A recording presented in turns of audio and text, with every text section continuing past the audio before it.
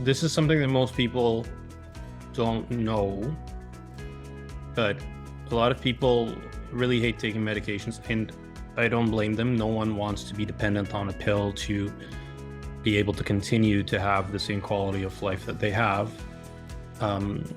But by not complying to the medication and then showing up to your doctor, and the blood work will then falsely state that, the medication is not working, and the physician typically has no choice but to add on another medication.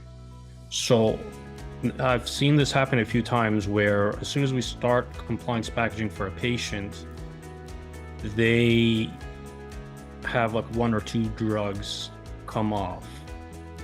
And the reason for that is because, well, they don't need 3 blood pressure medications anymore because the 2 that they're regularly taking are doing the job.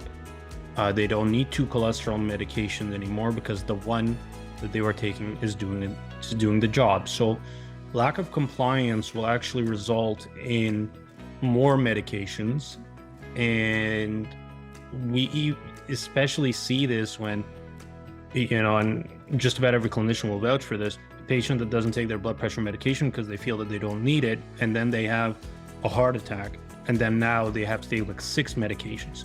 So it's best to follow doctor orders and see how we can manage side effects if there are side effects.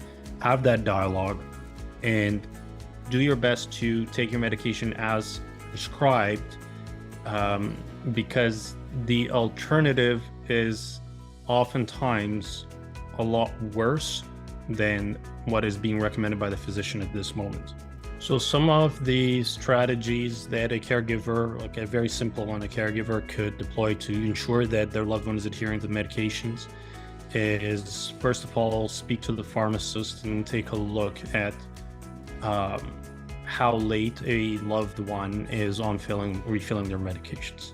So if their, let's say, mother is on, let's say, Lipitor 3 months supply, and it's been 6 months since their last fill, that would give us the sort of, indication that mom may not be taking the medication as prescribed. And then we could sit down and ask why, what is the issue? Another thing that a caregiver could do all on their own is just going to their loved one's home and seeing how many old bottles they have. I had one patient of mine that went and cleaned out the medicine cabinet at his mother's house, and he found an elixir from 1976 that was just left there from his grandfather's time, and it actually contained cocaine and brandy and heroin, like some very interesting ingredients that they used back then.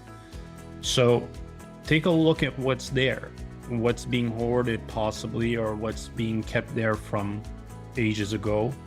Does your loved one have old bottles of the same medication? So perhaps they just filled the medication today, but they have 3 or 4 other bottles that were untouched from the last 3 or 4 refills. So a good thing to do would be to do a medication review with the pharmacist. Have your loved one come, bring their medications with you, and we could sit down and speak about it and see what is, going on. So it all starts with that initial step of wanting to know, is my loved one looking after themselves as best as they can? And then we could see the why. Maybe they don't want to take medications, maybe they're having side effects, and we can definitely suggest alternatives. Maybe they're just forgetting. So it all starts with that initial dialogue.